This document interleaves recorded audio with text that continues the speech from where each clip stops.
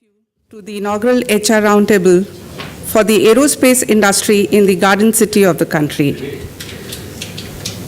It is indeed a proud moment for all of us here at the Indian School of Petroleum and Energy to launch this event after successfully hosting 12 oil and gas and 3 such power HR Roundtable conferences in the past. A journey which began in 2002 with our first HR Roundtable on oil and gas in Mumbai has today entered its 12th year and 15th such forum. Welcome to all of you. I am Alka Madan. I am from University of Petroleum and Energy Studies. I take care of the campus placements based out of Dehradun. Welcome to you. God has no intention of setting a limit to the efforts of man to conquer space. So very well said by Pope Pius XII. With this in mind, we intend to make this Aerospace HR Roundtable a unique thought leadership forum where aerospace companies can discuss the new trends in human resource management techniques and methods, issues of personnel training, share experiences between the key industries professionals, to name a few. This event is a joint initiative by Indian School of Petroleum and Energy, Center for Aviation Studies, and University of Petroleum and Energy Studies. For the first time, 3 of the most influential domain aviation outfits in the country will be supporting this inaugural event. Thank you.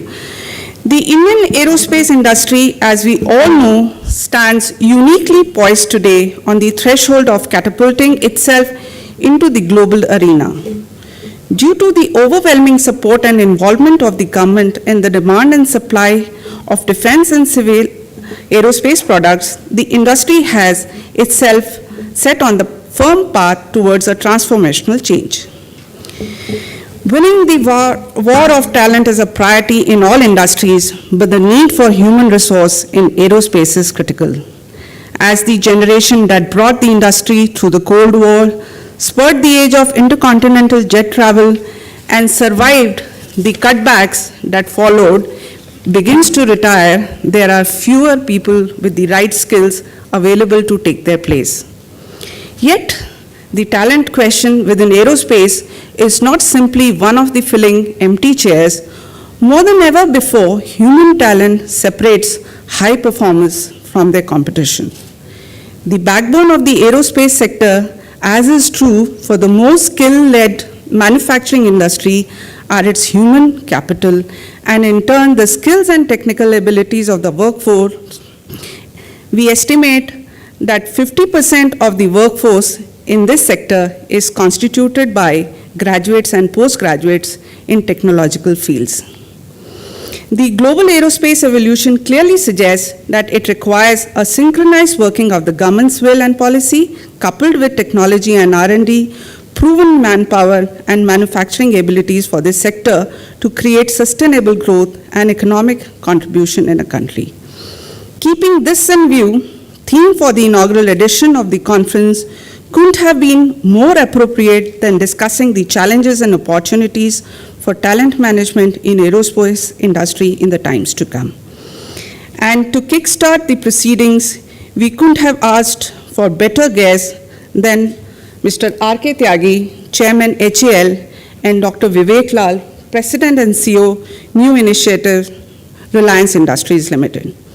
May I kindly request Dr. Parag Dewan, Vice Chancellor, University of Petroleum and Energy Studies, to kindly deliver his welcome address. I will briefly introduce Dr. Dewan to you. Dr. Dewan is the founder vice chairman of the University of Petroleum and Energy Studies, a university established through an act of the government of Uttaranchal. Simultaneously, he is also the chief operating officer of the Indian School of Petroleum, an institution engaged in providing education, training, research, and consultancy services in the entire spectrum of the Indian oil and gas industry. Recently, he has also been appointed Secretary General of Energy Institute India, an affiliate of Energy Institute UK, a best practices institution in energy sector. Dr. Dewan, please.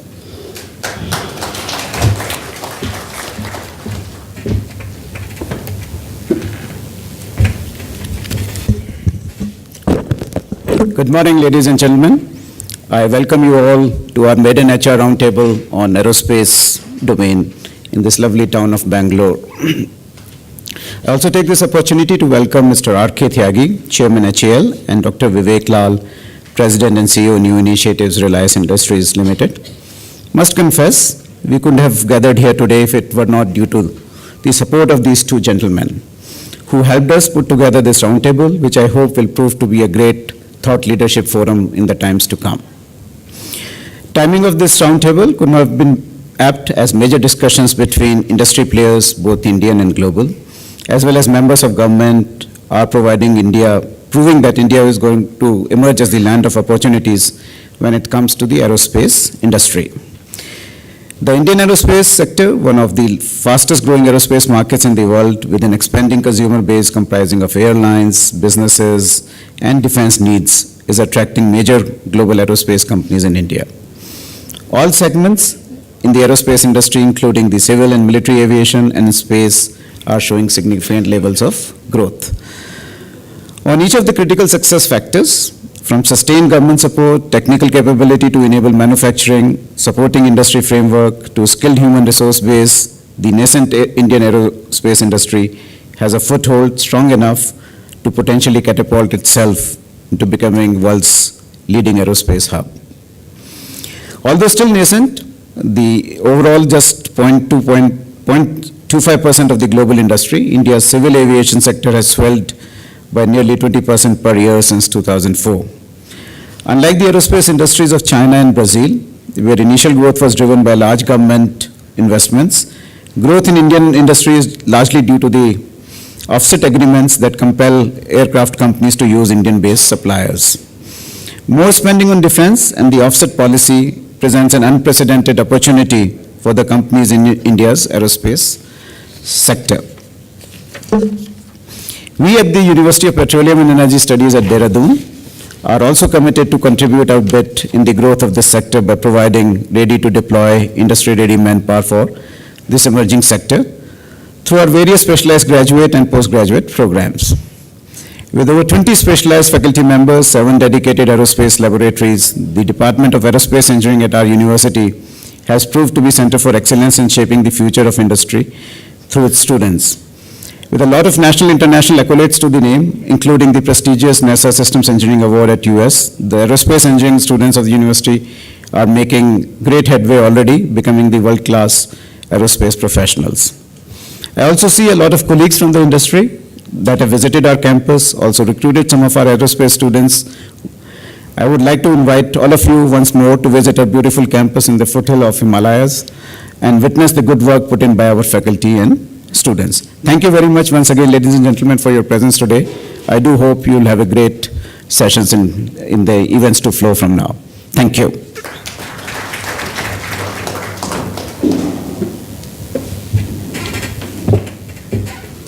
Thank you, Dr. Diwan. Now, ladies and gentlemen, before I invite Dr. Vivek Lal to the podium to take us through the last 12 months of the aerospace industry, the wins, the losses, the lessons learned, and most importantly, the way forward. Though Dr. Lal needs no introduction, it's my duty to take a minute to introduce Dr. Lal to all of you present here. Dr. Vivek Lal was appointed as President and CEO at Reliance Industries Limited in the Chairman's office to spearhead growth in new ventures in 2011 April. His vast knowledge and experience as a global business leader, enabling global partnerships that bring critical key technologies to India. In August 2011, he was also appointed as Distinguished Fellow at India's premier think tank, Observer Research Foundation, as well as the co-chair of the FICCI Homeland Security Committee. In April 2012, he was also appointed as chairman of the Indo-US Strategic Dialogues by the Indo-American Chamber of Commerce. In March 13, he has been inducted in the Joint Working Group on Cybersecurity led by the National Security Advisor to the Prime Minister. Dr. Lal was Vice President and Country Head Boeing Defense, Space and Security in May 2007. He brought significant India markets and customer insights which helped address the emerging needs of India. He also served as Managing Director of Boeing Commercial Airplanes in India. Dr. Lal, please.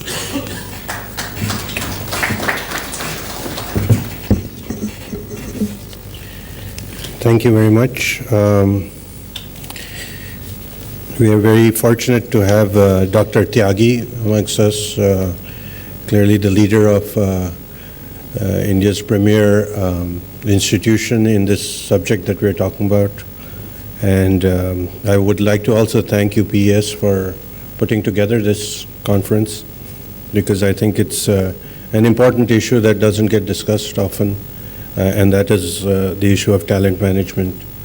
And if we look around the globe, the aerospace industry, of course, is a powerful and reliable source of employment, innovation, and export income for countries.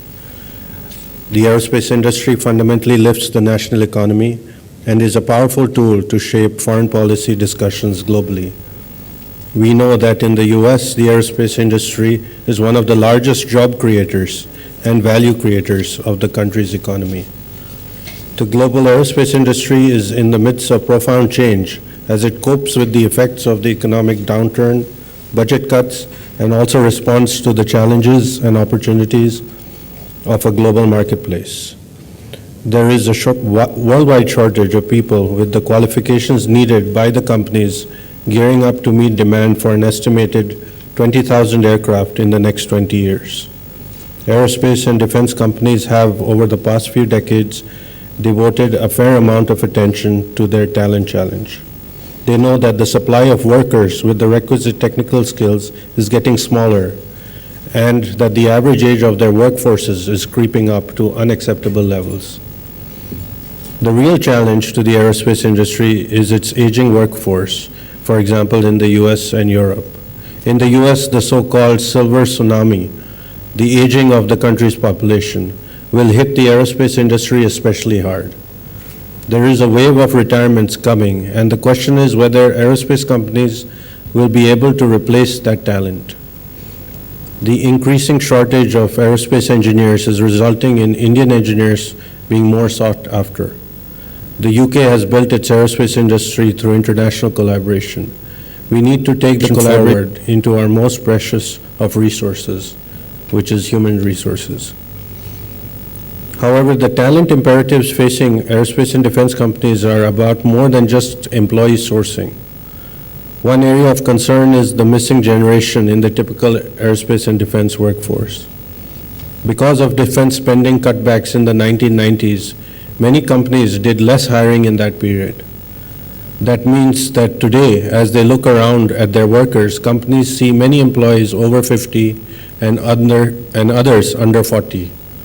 But an entire generation that ideally should have been coming now into its prime leadership is missing. Clearly, major challenges are ahead for companies when it comes to basic workforce numbers. The issue is not simply one of replacement. It is rather one of retooling the entire employee sourcing and development machinery for a new kind of competitive environment. Workers must then be supported by the right kinds of leadership, the right culture, and the right organization structure and processes that properly direct their performance toward new and more frequently changing strategic goals. In India, we acknowledge that there is a huge potential of growth for the aerospace industry. The Indian aerospace industry is expected to be the sunshine sector of India in the coming years, with an estimated investment of $50 billion over the next 5 years. Of the total planned investment, civil aviation will constitute as much as 55%. With such huge investment, the demand for ancillary services in this sector will only go up. All this means that there will be increased requirement of aerospace skills and talents in the country.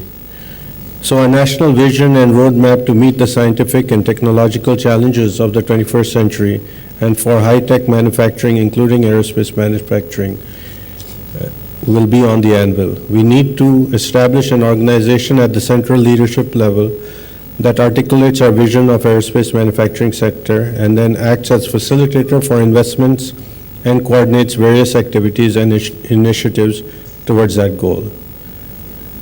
Critical shortage of manpower with requisite technical capabilities is going to be a major hurdle in developing the aerospace industry. Recently, there was a major company that said that it needed to employ 750 engineers in India, but only could manage 300.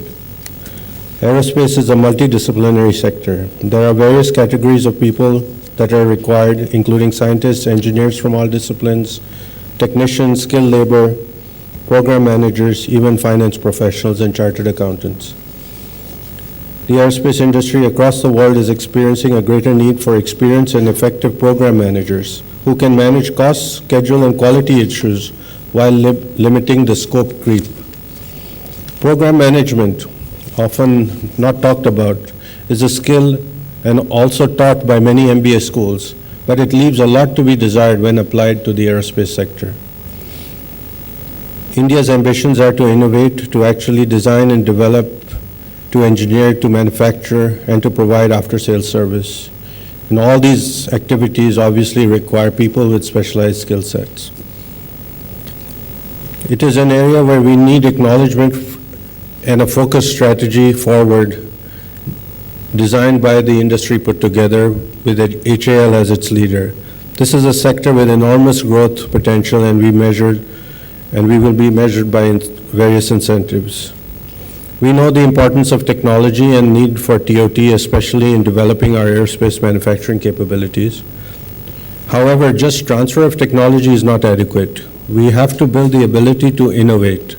For this, we require a very strong technical manpower base. With its education and research institutions, India has, of course, an inherent advantage. India has the second largest pool of scientists and engineers in the world. Every year, over 2.5 million graduates are added to the workforce, including 300,000 engineers and 150,000 IT professionals. This human resource pool can give an advantage in this sector.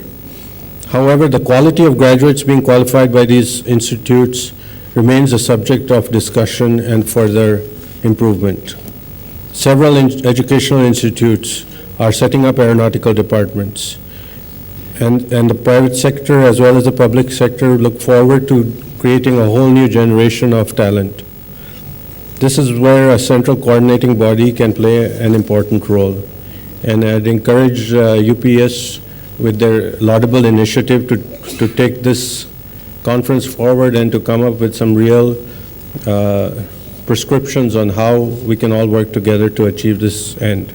Incidentally, I had the opportunity to visit UPS, and it's very laudable what they have started to do in the aerospace programs, and I wish them the best in trying to continue to develop the aerospace programs to meet the needs of the companies.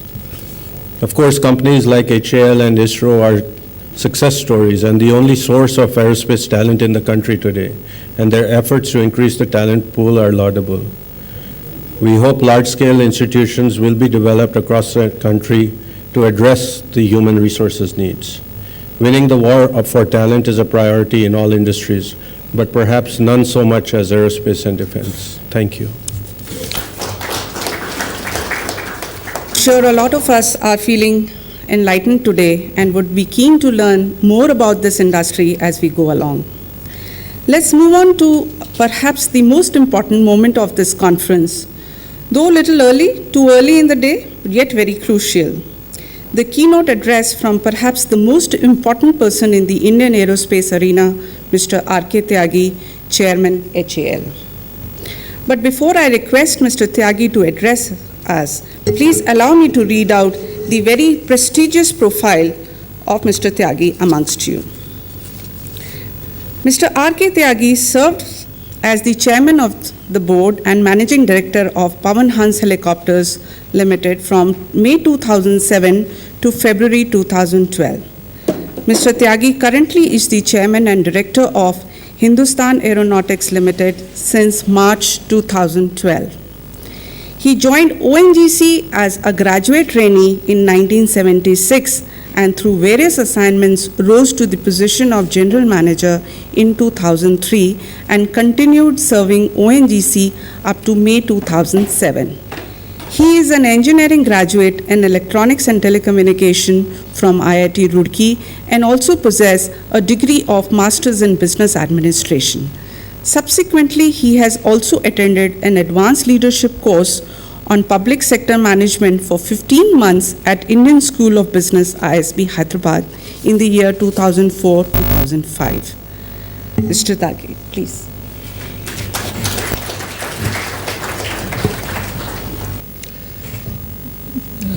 Dr. Diwan,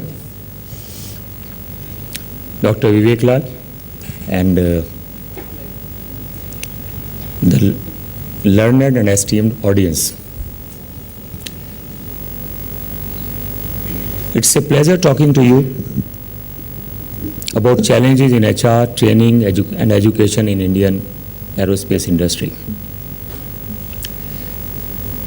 My compliments to UPES that they have taken the lead and organized this, at least known to me, the first ever aerospace HR roundtable, and a good beginning is made.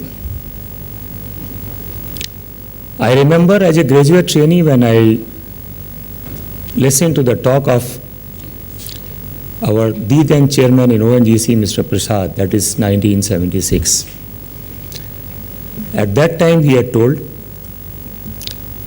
if you invest in the systems, the improvements or changes will be plus minus 30%. You invest in technology, the changes will be plus minus 200%. But if you invest in human beings, the changes can be even plus minus 1,000 times. Whatever happens in organizations or in countries or in human races, it is all defined that how the HR in those segments was handled. HR indeed today for aerospace sector is very, very important. HR management for our country is very, very important. Aerospace, undoubtedly one of the most technology intensive industry, and the most critical ingredient of this knowledge will be people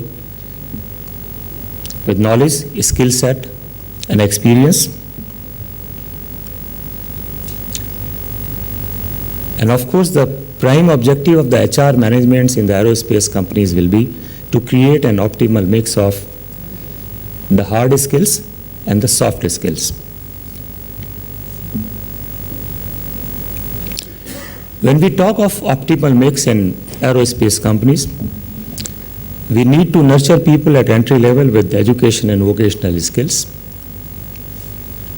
When they graduate to mid-level, we talk more about problem solving and project management. And when we talk of top level skills required, we talk about the marketing and business acumen, the strategic vision, and the leaderships in the aerospace companies. If these are the requirements, where are we today? You all know Bharat Ratna Professor C.N.R. Rao. What he has to say pains us, but it is correct. We contribute just 2.7% to world research. It is very little. China's contribution has now shot up to 15%. And then there is an issue of quality. If you consider that, our contribution is just 0.5%. India is hardly represented in top journals. In all the enthusiasm of using bright students to sell soaps and credit cards, this is where we have landed today. Plus, there is too much emphasis on IT. Look at Bombay or Madras University. I do not know even one good scientist working in these places which produced luminaries at one time. He further says, IT has sucked scientific talent in the country, regrets lack of courage among leaders, and urges setting up more institutions to attract the youth. I also interact with Smita Purushottam at another forum, High Tech Defense Innovation Forum, and she says, I feel agonized when I see qualified graduates applying for sales clerks and other sundry jobs. There is nothing like anguish of educated unemployed in the country. It is in this background that next 25 minutes and about 35 slides, I talk about the aerospace industry, the training and skill developments required for aerospace life cycles, the HR challenges, and the way forward.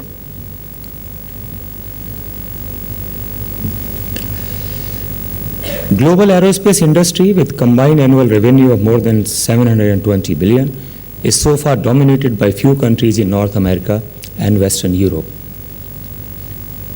The industry involves manufacture of civil and military aircraft, information systems, avionics, and related weaponry. The defense segment is a highly concentrated market which sells mainly to the governments for military purposes or space programs. The United States spends approximately 40% of the total global spend. However, recently there have been budget controls where a reduction every year, something about 52 billion, is being envisaged. However, in other countries, in Middle East, India, China, Russia, South Korea, Brazil, and Japan, etc., the defense spending are increasing. That means these are the countries who are going to see more and more action into the aerospace segment.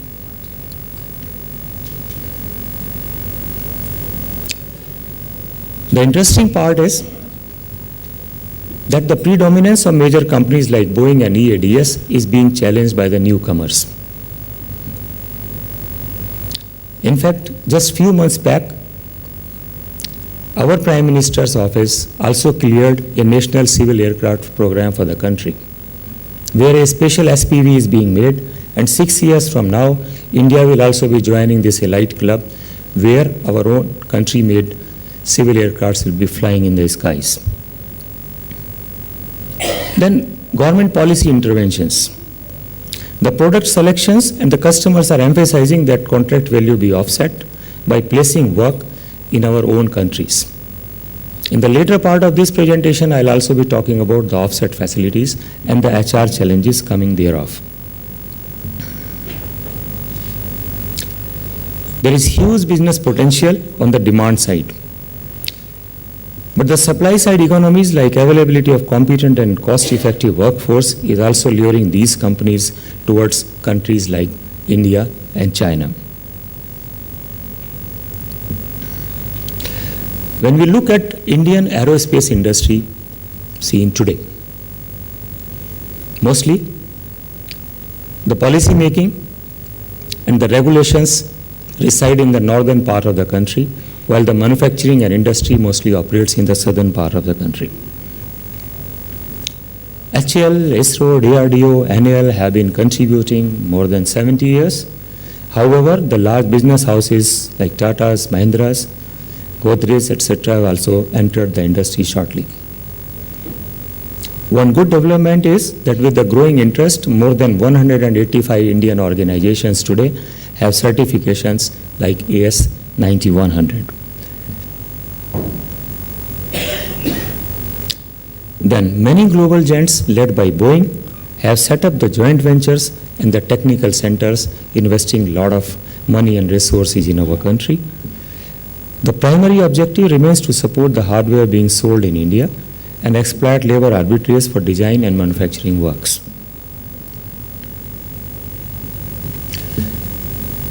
When we talk of aerospace industry, we also talk about the various stages in the life cycle of these products.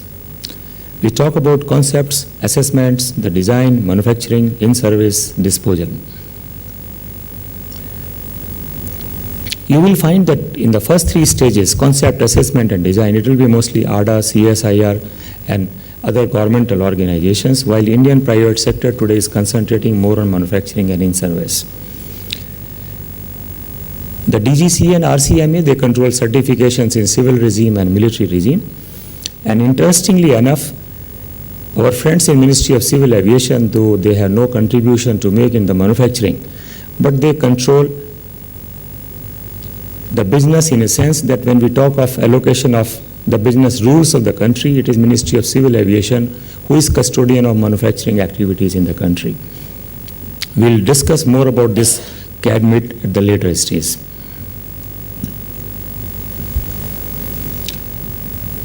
Some trends in our country. 12th plan, we'll see an investment of $40 billion. We say commercial aviation market will involve an expenditure of about 5,85,000 crore in next 20 years.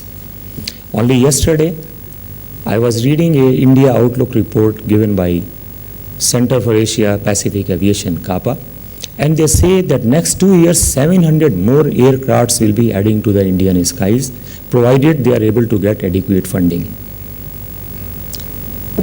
One major area for contribution will be aero engines. Today we have aircrafts flying, we have fighters flying, but helplessly for all the engines in these aeroplanes and aircrafts, we depend on the foreigners. If you want to ensure that India really progresses as a stable economic country, you will have to master this. Lot of HR efforts and industry investments will need to come in the field of aero engines. And of course, our friends in NAL, Shyamji is here. We are doing a lot of good work on development of composites, and we have those kind of MOUs.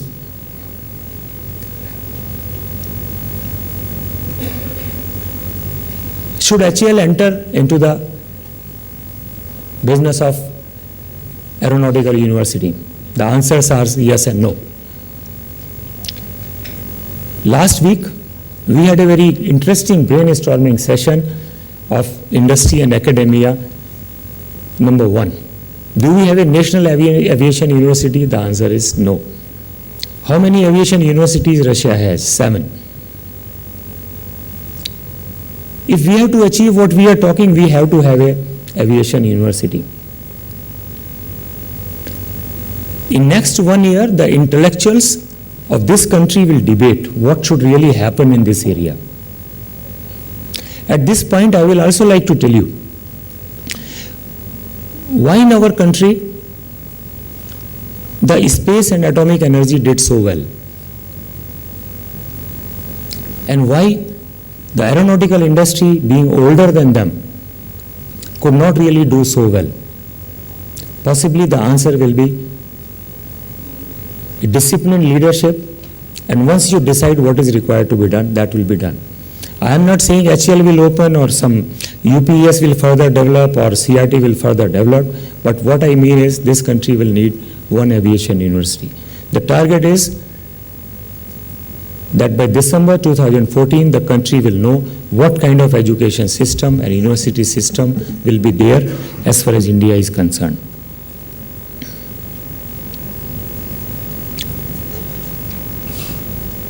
There are some worries.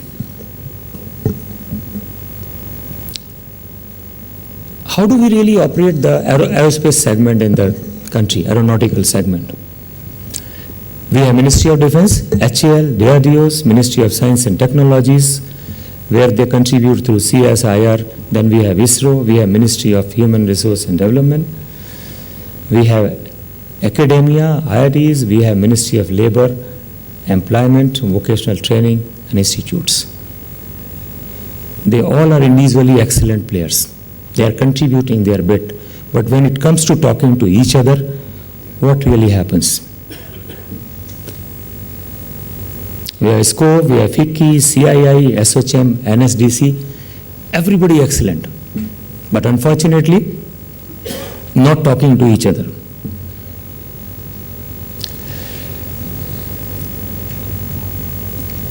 So what is required? Number one, an interface between policy-based impetus and the industry efforts. One forum where at least every one of them is able to come and talk. I am thankful to UPES that when I was preparing my talk for this forum, many new ideas came. So my request to Mr. Anant Agastya will be, in next 3 months, you should have a brainstorming among every player of this country. Call entire industries, call all the ministries. And even if we are not able to decide, at least we will understand what the issues are. Will you please do it? And of course, UPES will be our good partner in this. Public-private partnership. We have been talking about these partnerships, but what really has happened? I think now it's a time. Luckily, the new Companies Act bill says that 2% of the profits we earmark to CSR. I think as an industry, we should talk to the government that CSR in the HR development in aeronautics industry is also going to be very, very important. And as a policy, we should be allowed that at least 30% of this CSR funding, we should be able to create a corpus where we fund the academia, we fund the R&D institutes, and we talk of CSR in aerospace sector.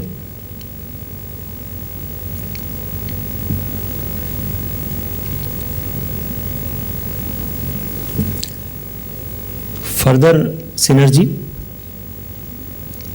and we talk about that we periodically review the infrastructure and curriculum in the academia so that while they are churning out the professionals, those professionals are usable by the industry.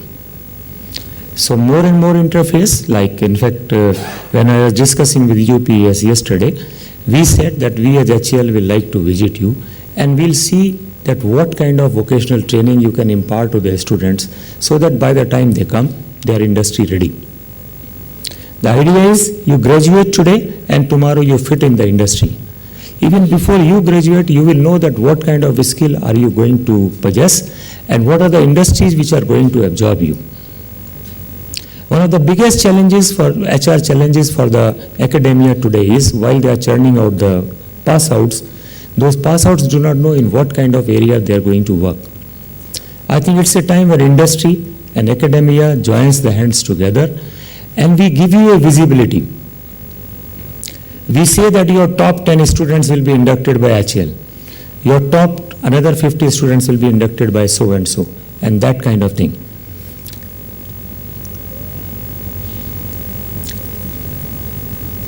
This is what I have already spoken.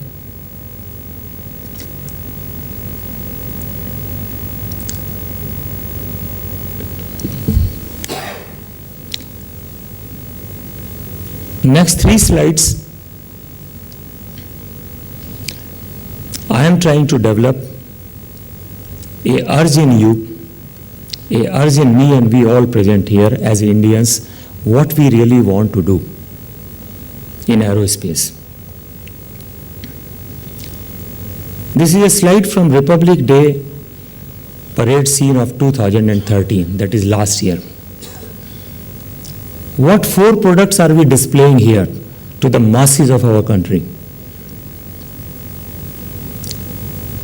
We are proud in showing the country that we are using the products which are all imported. My industry has not contributed. My people, in spite of working for 70 years, have not contributed on these products. The Pilatus, Augusta Westland helicopter, Embraer, and C-17. The knowledge will come to us, but as an offset. That too also if we are able to develop. But good things are happening. This is what was Republic Day parade of 2014, when LCA was presented to the citizens of this country. 147 institutions, many of you contributed on this, the academia, NAL, and everybody. So what are we going to do for next 6 years? As the people present here, as the people who are born Indian and who want India to do well and this industry to do well. What I advocate is a stronger bridge between the academics, between the policy tutors, the HR alignments, in a way that in 2020, when many of us are retired and sit in our drawing rooms, this is what should be displayed in the parade of Republic Day 2020. Let us all have our efforts in this direction, and I am sure a very good beginning is made. This is my first talk on HR challenges anywhere on these forums, and I understand this is the first HR summit which is being organized in this area. A good beginning is made. Compliments to UPES and compliments to Dr. Vivek Lal, whose presence here added a meaning to this gathering. Thank you very much.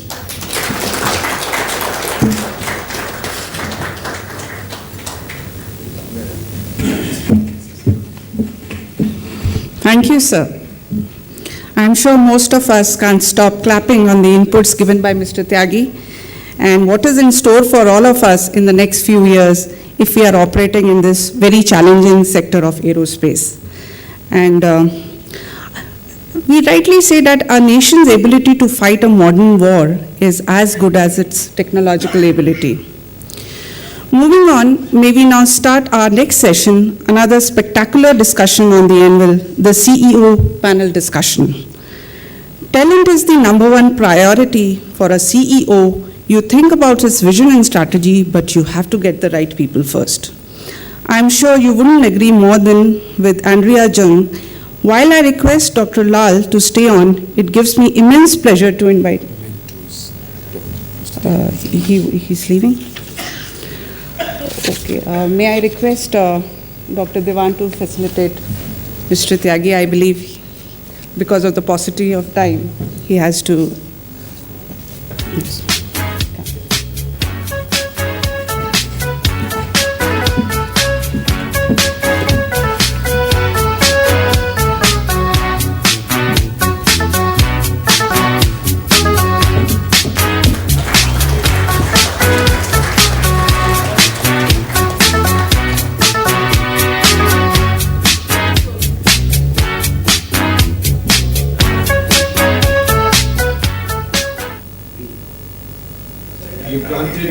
We have some very interesting speakers here. We're going to take the debate forward after that very invigorating speech by the HAL chairman. I'll be very brief in the introductions.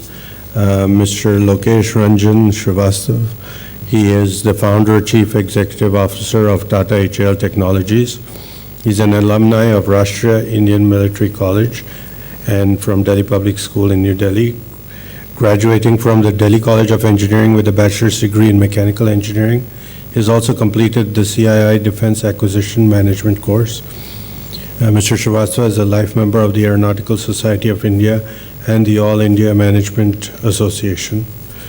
With us then will be Mr. Ashok Saxena, who's joined ADS in October 2009 to establish ADS as an office in India.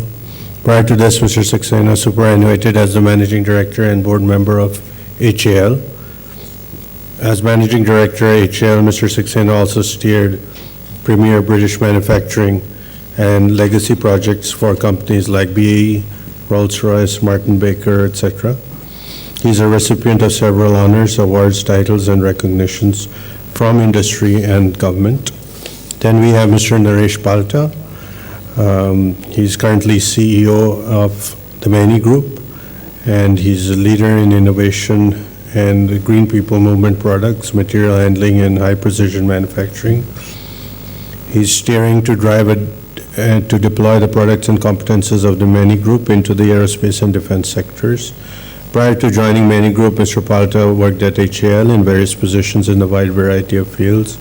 In his senior leadership roles, he led 3 SBUs of HAL at Lucknow, Hyderabad, and Korwa.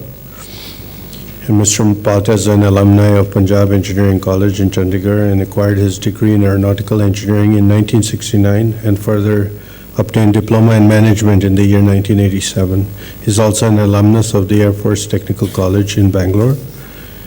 And finally, we have Mr. Chris Rao, who is the head of United Technologies Aerospace Systems in India. Mr. Rao began his career in Voltas as a management trainee and moved through various assignments within the company. He joined Godrej Aerospace in '99, and since then, of course, has gone on to lead the company. He is also a guest speaker at corporate entrepreneurships of the prestigious Indian Institute of Management, Bangalore, and a key member of the Karnataka State Aerospace Task Force. So those are the introductions of the distinguished speakers we have, and with that, I'll request Mr. Lokesh Srivastava to give his comments.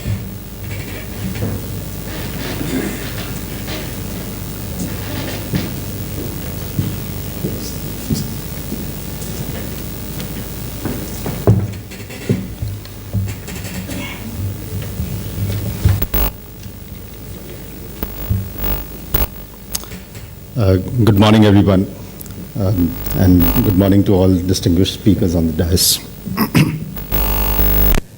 I have been asked, kind of just at the last moment, to come over for this CEO panel discussion, and therefore I will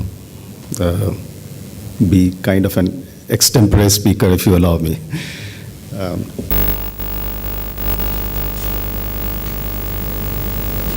Most of the data Dr. Tyagi, Dr. Lal have already outlined, Dr. Diwan too. But if we look at it from a general perspective, and I try to reinforce what they say, we have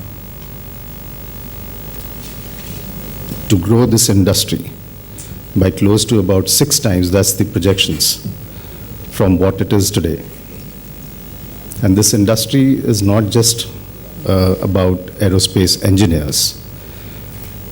When you have aerospace engineers, before that you have aviation, which is driving the entire demand in this country. And if you look at the projections again on that, aviation demand is very, very closely linked to the growth of GDP. The growth of GDP, multiply that by about 1.5 times, and that is what you will see as the growth in the passenger traffic. And with the kind of GDP growths, leave aside the last couple of years, which are a bit of an aberration, we are consistently seeing double-digit increases in the aviation sector in terms of passenger growth. The government by itself has been acting in terms of all the policies and infrastructure that has been talked about. We are getting a lot of new airports into the country.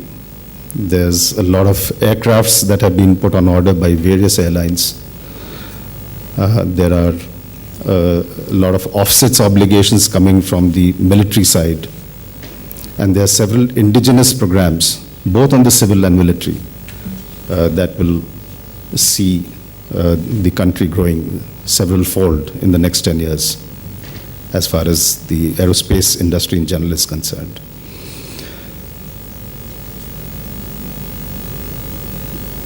But if you have planes, you have programs, you have all the associated infrastructure, everything in place, where are the people? The projections again there, we have to add about 1 lakh people, 100,000 people into this industry if over the next 8 years, if we have to get anywhere close to making this industry a significant player worldwide. And as Dr. Tyagi said, if we have got to get recognized in the world, it's not only based on capabilities in IT, which has of course been the torchbearer of the Indian brand outside the country. It's more from technology of the kind that space and aviation and aerospace represent.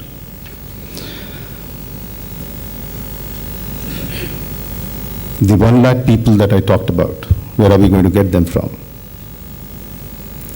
We have about 25 lakh people joining the workforce every year. But that's overall. If you look at it from a vocational perspective related to engineering, aviation, ATCs, aircraft maintenance, those kind of activities, we are kind of lagging far behind. We are not producing more than about 10,000 to 15,000 such engineers at this time who are ready for getting absorbed by the industry that we are talking about. So those are kind of the broad challenges, if I may say, and various topics related to the government, related to the industry initiatives have been talked about. I think a few things more that we need to also possibly look at addressing is how do we improve the productivity of this workforce that we have, make them force multipliers by themselves, so that as we address the gap going forward in terms of numbers, we can force multiply all the resources that we have currently and make them equivalent to maybe 2 or 3 or 4 people themselves. Towards that, I think we need to look very, very seriously at human capital as an industry and how we leverage, how we manage, how we identify, how we improve all of those areas as far as our current workforce is concerned. We also have to look at it as we get globalized. A lot of contract management personnel will be required. Of course, HL, Mr. Agastya here himself has spearheaded one of those initiatives with the National Law School of University.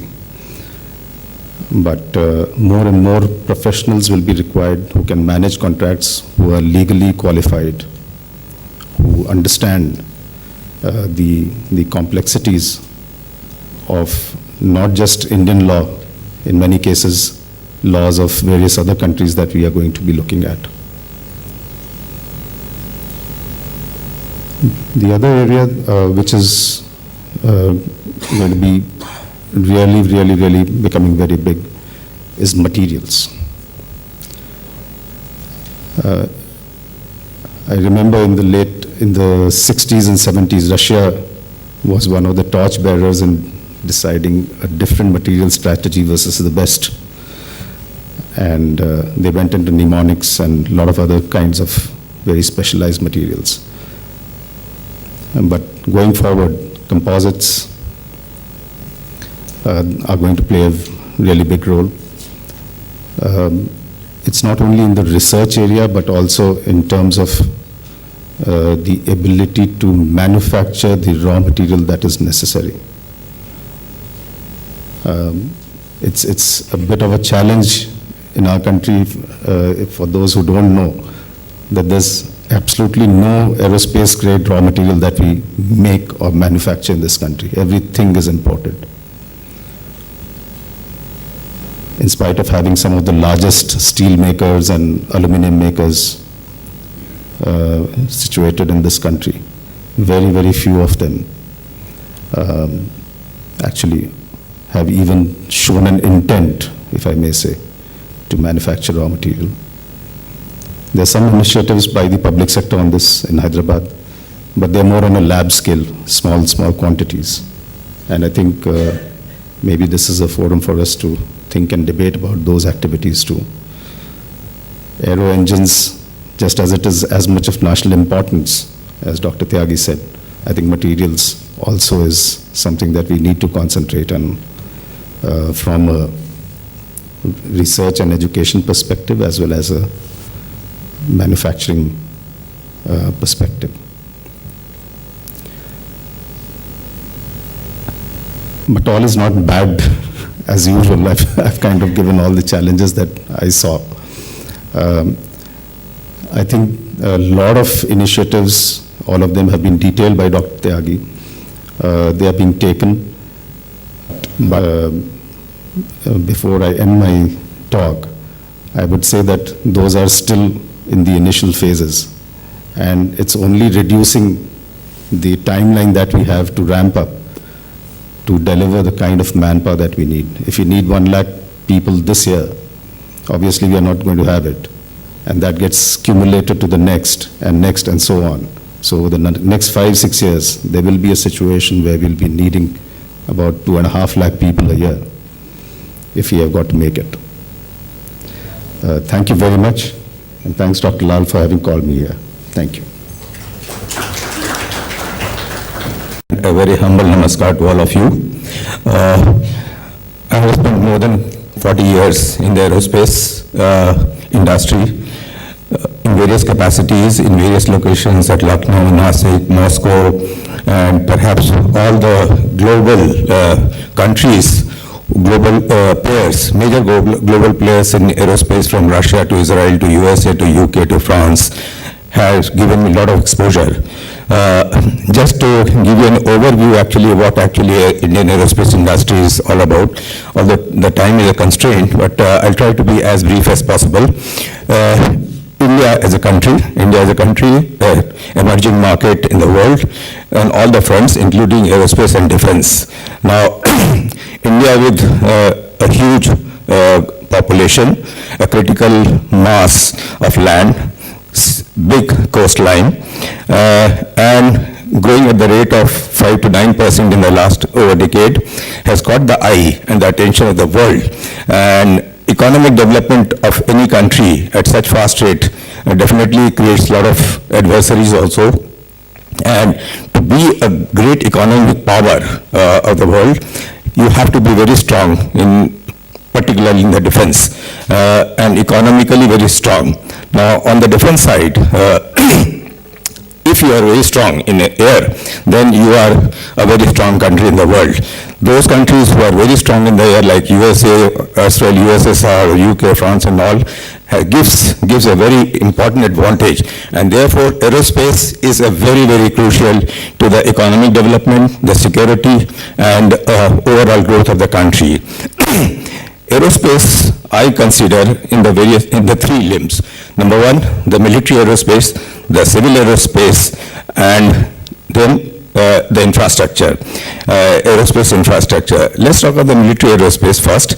Military aerospace, India had been indulging in military aerospace both in production, import, overhaul, etc., over last 70 years. As far as the civil aerospace is concerned, it is very, very nominal only on the import side. Nothing much has been done. Now, in the military aerospace, we all know that India is one of the biggest spenders in the world, second largest spender in the world in the military aerospace. And Indian Air Force being the 4th largest in the world, has got to be really very strong on the weapon side, that means platforms, weapons, etc. Now, what Indian Air Force actually has been doing, Indian Air Force had been importing, India had been importing, I'll not say Indian Air Force, and HAL had been supporting this. Now, there was a cycle, actually in the life of an aerospace military aviation, the cycle comes. The cycle of 60s and 70s was the acquisitions from Russia, from Soviet Union, from UK, from France, etc., many programs. Then comes the midlife updates. The midlife upgradation also took place in 80s, and then new acquisitions also like Mirage 2000 and MiG-29s, etc., were inducted. But the real challenge came from 90s, when you have to do the replacement, and the replacement was to come from in the form of MMRCA, LCAs, the Mirage 2000, and various types of other aircraft. So these were the time when the new inductions were to take place. But delays have occurred, and the time has come for us to gear up. So military aviation, as per my estimate, if you take into account the current programs of HAL and the acquisitions and the TOTs, etc., nearly 1,500 to 2,000 aircraft and helicopters would be required in the next 10 years for the Indian Army, Indian Air Force, Indian Navy, and some paramilitary forces also, because they are also working. So what will be required? The combat aircraft, the training aircraft, the UAVs, and the other weapon systems like missiles, etc., etc. Now, if all these programs, if these 1,500 to 2,000 aircraft are to be inducted into the defense forces in the next 10 years, or let's say 15 years, then HAL today happens to be the only capable or competent organization to produce, deliver the aircraft platforms and helicopters. Now, the present setup of HAL cannot cope up in its entirety, the whole program of 15 to 2,000 platforms and helicopters, more than 2,000 actually, 1,500 will be a fixed wing and nearly 2,000 will be the helicopters.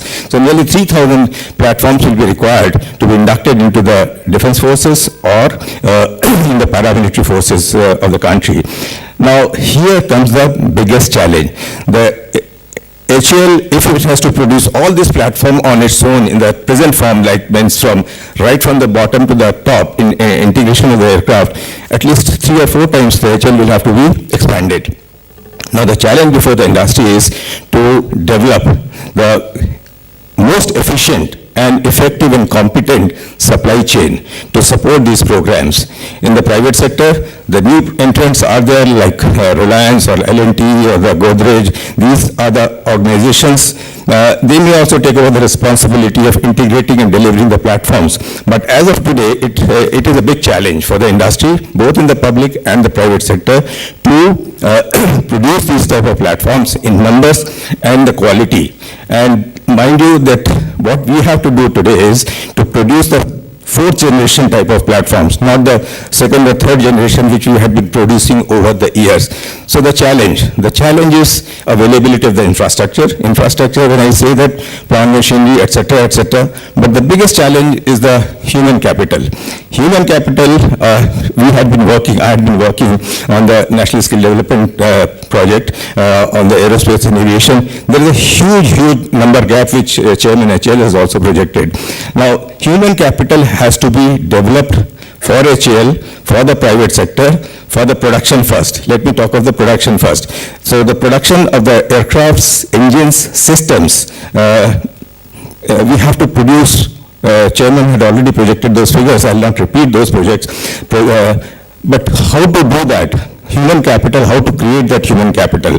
Today, the employable are ready to be employed by the aerospace industry and the defense industry. We do not have a dedicated institutions who can produce, and tomorrow you can start. Even in HAL, what we used to do, we used to take the raw hand and then retrain them. Like I was a mechanical engineer, but I was retrained at IIT Kanpur for aerospace, and also in the staff college, what is now HMA today. And then we put on the job before 18 months, after training of 18 months, then we were put on the job. That means retraining. That was a sort of a retraining required. HAL is still continuing the same practice for the executives and also for the working hands, the skilled workers. What HAL does, takes the raw hand, train them in TTI, put them on the aircraft work, and then they are ready for you. Now, this type of manpower is not available readily to the private sector, in my opinion, because HAL could do it, because HAL had the infrastructure for last 30, 40, 50 years. But these type of the trained manpower would be required by HAL, by other private sector, large sector, and the biggest challenge is for the small sector actually. The world over, the OEMs like Boeing or the Airbus industry, nearly 60 to 70% of the production comes from the supply chain, global supply chain. In India, the supply chain, although Chairman was mentioning that 2,400 vendors are there, but what is the contribution, the input to the HL? It will be very, very nominal and marginal. If you want to achieve the goals of producing so many aircraft and helicopters and missiles, etc., we'll have to have a very solid supply chain in the private sector, small, medium, and large, all together. There, actually, the challenge is for the creation of the manpower, and our initiative for NSDC, along with the HL, is going to fill the gap in all the levels. What we have done is, we have identified nearly 97 skills which will be required by at various levels, from level 1 to level 4. These skills will set up the national occupational standard, what is called benchmarking ourselves to the leaders of in the aerospace, like USA, UK, France, Australia. They are also good in that. And then we will identify the institutions from ITI to the research institutions who can actually produce the human capital to those national occupational standard. Now this we have to produce in the next 5 to 7 years. The population, what Chairman HL was projecting, is a huge, big challenge, in which the academia, the Ministry of Labor and local ministries, state government, central government, all will be involved actually to produce this thing. This NSDC's initiative, a sector skill council, which is getting created in Bangalore for the entire country. It is not only for the state of Karnataka, it is a pan-India body, national body, and will have its footprints all over the country. But headquartered at Bangalore, because here the standards will be set up, and then the certification or accreditation of the various institutions, engineering colleges or the ITIs or diploma courses, etc., will be done by this body in consultation with the NSDC. So this is one initiative which is likely to fill the gap of the skill shortage, what will be there, right from the level 1 to the level 4. When I talk of the level 1, that means a loader at the airport. And this is not only for the aerospace only manufacturing, it is for the entire spectrum, right from the loader of the aircraft up to the research and development scientists and engineers who are working in the R&D across the board. And earlier when we started the work, we had identified nearly 250 skills, but on NSDC's request, we had to rationalize, and we have come to a figure of nearly 97 skills, which may get added 1 or 2. The other day I was talking to somebody at the airport, they said that even the chap who fills the ATF in the aircraft, that is also a skill. And for that, actually, international standards are there. The chap who is using the buzzer and filling the aircraft. So this skill may be added, perhaps, under some. So this is the initiative what we have done on the MSTC, the Sector Skill Council formation. HAL, we have identified as a leader of aerospace industry in our country. So HL will be giving the lead role. We will use that. We are going to form a company which will be Sector Skill Council Aerospace Innovation, and Chairman HL, we are requesting him to lead the organization because HL is one organization which has got R&D, manufacturing, MRO, logistics, everything under one roof at the moment.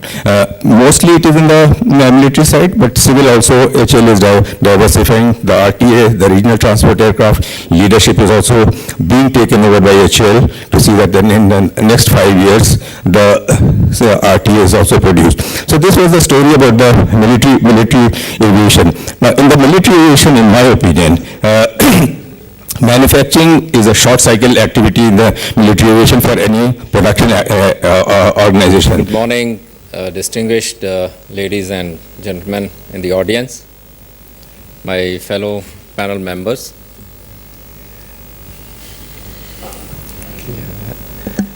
Am I audible now? I am just reminded of my school and college days. I've always been a backbencher. I enjoyed being on the backbench, and today I was very pleased that I got into almost a backbench, barring Chris would speak after me. Advantage to a back seater is that everything is discussed in the front and the recipients are at the back line.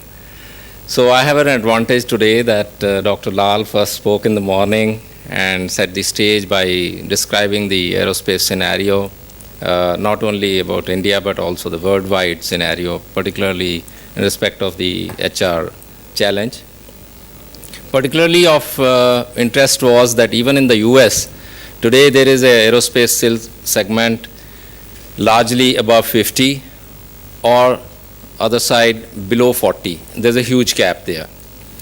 In our country, the story is different. We have a huge gap in terms of the manpower in the aerospace sector. Similarly, Dr. Tyagi very vividly brought out not only the HAL's progress, HAL's achievements, but also the initiatives it has taken as the industry leader in India. Other speakers have told what are the other initiatives being taken in the country and what needs to be done, what is facing us. So I think I will go a little bit on the lower level, more onto the micro level as to what is the gap that we are facing, what is the challenge. Most often, people here in the audience, my associates in the domain would have felt that the same people keep churning around. It's a round robin kind of thing, the same youngsters keep moving from one company, one industry to the other. And sometimes we feel we are contributing, my people have gone around, but it's not so, because it's just the set number of people.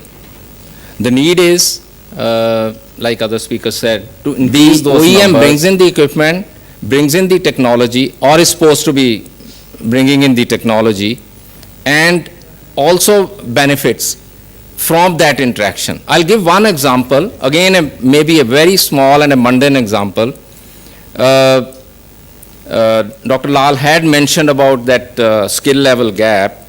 It's not only in the US, from my interaction I've seen, it's across the world, Europe, Israel, Russia, anywhere you see the skill gaps are there. Maybe we are having a larger gap.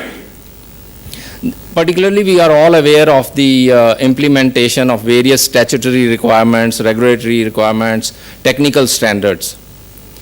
In one case, we were interacting with our customer in an overseas country, and there was some gaps in compliance of this statutory requirement.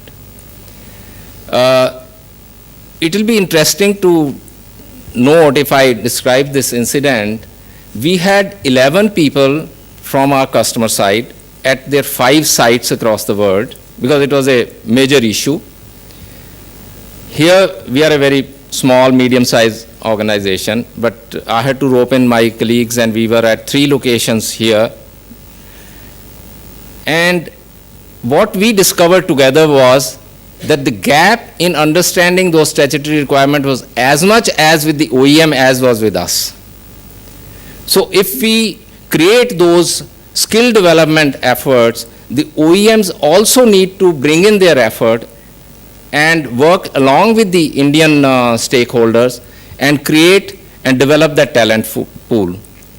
Some of the speakers said that there's an opportunity for even sending people overseas because there is a deficiency and there is a popularity of the Indian talent. So I think today with the global village, it works as a mutual win-win situation that every stakeholder comes around and works as a community rather than in their independent silos. And I think that is what we need to sort of set a mission, that once within the next 1 week's time, the Sector Skill Development Council is announced and formed.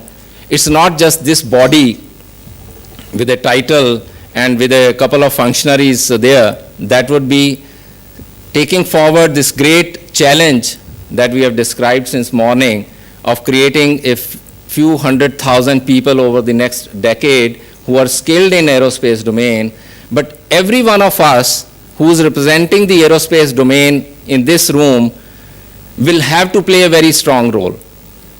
Industry, the academic institutions, the R&D institutions, the OEMs, and I would say, I'm seeing some service officers here, even the services, because we know that the defense services also have excellent training mechanisms, institutes. I myself have studied in one of the important schools of the Indian Air Force. So we all need to come together, synergize, and create a force to propel this mission so that our ambitions of creating this world-class talent pool in the next 5 to 10 years is really successful. That is what I want to leave as a thought with the audience. Thank you very much.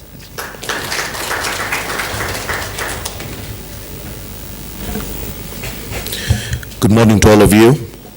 I'm Chris and I represent United Technologies Aerospace Systems.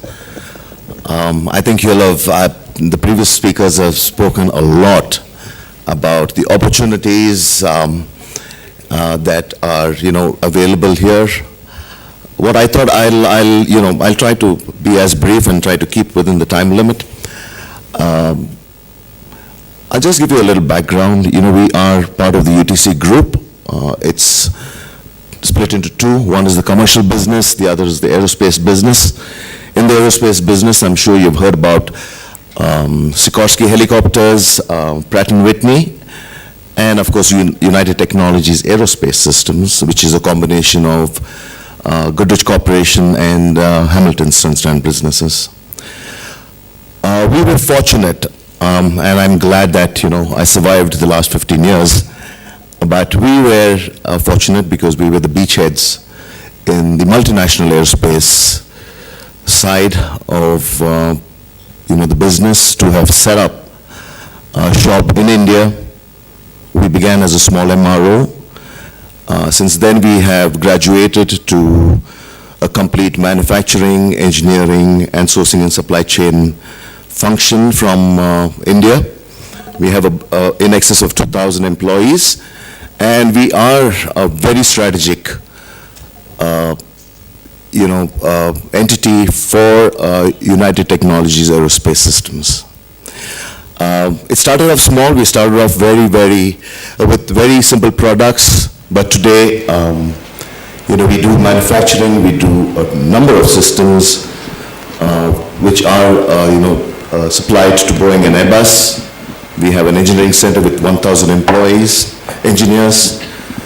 On the manufacturing side, we do complete evacuation systems, aircraft lighting systems, actuation systems, seating, pilot and co-pilot seating, and sensors. We have recently started sensors. Why I want to give you this background is that when we began, it was difficult to try and convince the organization that India had the right skill set to do this. If at all India had any background, it was in the public sector, and again, that's history. The Americans did not have much of a, exposure to the Indian capabilities. But we have had a good success story, and I would put it down to employees, people. That is the key. I think we invested in our people, and the results are showing. But it has taken us a long time. As the previous speakers mentioned, lack of domain expertise was the biggest challenge. You have great engineers, great individuals in this country, but the lack of the aerospace domain expertise was missing. But we invested in our people. Today we have come to a stage where we are able to design, develop, manufacture, and support the product out of India, so much so that in the next few weeks, we should be shipping our first airworthy product out of this country. So what we have learned is that it is possible. What I have seen in the last 15 years is, I think 15 years back there was not much of this, activity, but I've seen it's amazing to have, gone through this whole cycle to see the kind of activity and the interest being shown in this industry. It's being driven mainly, both from a global perspective and a local perspective. The country does not have an ecosystem, and I keep talking about this many times. It's just there. It's in bits and pieces. You're talking about clusters, component manufacturing, sub-assembly manufacturing, the tier ones, and then finally you talk about, aircraft integration. But the most important and integral part of this whole ecosystem is the HR portion, and that's people. That is missing. What we have seen is most of us as companies are investing and doing our own stuff. We're going through it individually. We are achieving successes in our own little ways, but nobody's working together. We talk about offset opportunities. Yes, great policies, great for the country, but who is translating those, great ideas into reality?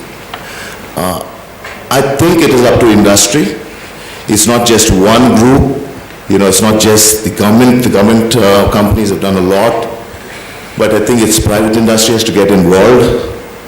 The government institutions have to get involved. The academic institutions have to get involved, and the government has to be there to be playing a supportive role. I also believe that, we do not have to reinvent the wheel, which I see many institutions trying to do. Yes, we are all interested, we are enthusiastic, but there are enough models across the globe to emulate or to learn from. You take UK, you take the US, you take Canada, you take a number of these, countries who have made aerospace a strategic industry for themselves. They started off with a focus on the academics. And that's where, in fact, Brazil is Embraer is a great example of, how a country translated, an academic institution was really the reason behind which an aircraft was produced from that country. So I will not talk beyond this. I think there's a great opportunity. It's time that industry got together, academics got together, and the government got together to create this whole opportunity for the future. Thank you. For your views. That was exhaustive and a very engrossing CEO panel discussion which we've had. May I request Dr. Parag Dewan, our Vice Chancellor, to give away the mementos to the guests, please.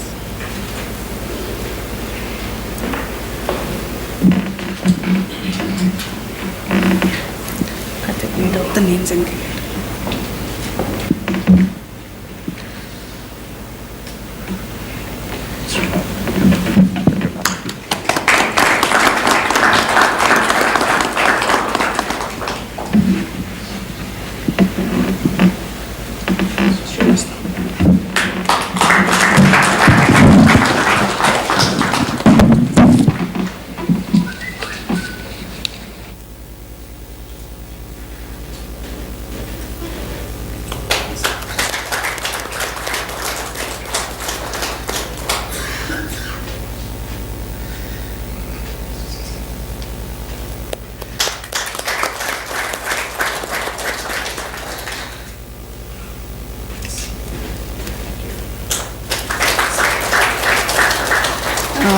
may I request for a group photograph, please? Sir, photograph.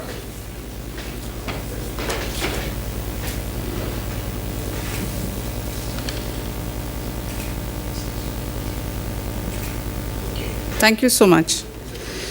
So, ladies